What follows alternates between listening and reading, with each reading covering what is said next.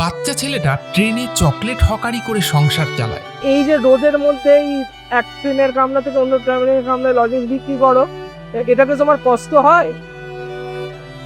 তাও করো কেন? না করলে যে সংসার চলবে না। বয়স মাত্র 8 বছর। এই বয়সের বাচ্চারা খেলাধুলা করে, কার্টুন দেখে, আর দমদম ক্যান্টনমেন্টের শুভঙ্কর গিরি সে ট্রেনে চকলেট বিক্রি করে সংসার চালায়। বাবা অনেক দিন আগেই ছেড়ে চলে গেছে। বাড়িতে আছে শুধু মা আর ছোট বোন। তাই পরিবারের অভিভাবক হয়ে উঠেছে ক্লাস 3 ছোট্ট ছেলেটি। সকালে স্কুল, তারপর দুপুর 12টা থেকে রাত 9টা পর্যন্ত ট্রেনে ট্রেনে চকলেট বিক্রি। তোমার কাজ করতে কি ভালো লাগে? জোর করে করো?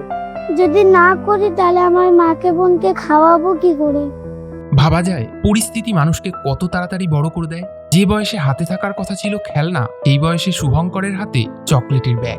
ওর মা আগে ট্রেনে হকারি করত, এখন অসুস্থতার কারণে লোকের বাড়ি কাজ করে, কিন্তু তাতে সংসার চলে না। তাই মা প্ল্যাটফর্মে বসে চকলেট প্যাকেটে ভরে দেয়, আর শুভঙ্কর সেগুলো নিয়েই দমদম ক্যান্টনমেন্ট থেকে বারাসাত লাইনের ট্রেনে হকারি করে। ছোট্ট বোনটা তখন প্ল্যাটফর্মের মেঝেতে বসে খেলা করে। দিন শেষে রোজগার হয় 200 থেকে 300 টাকা।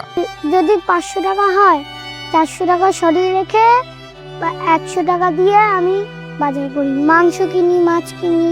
8 বছরের একটা ছেলে যে নিজের কথা নয়, তার মা আর বোনের কথা আগে ভাবে। আপনারা চাইলে এই ছোট্ট যোদ্ধার পাশে দাঁড়াতে পারেন।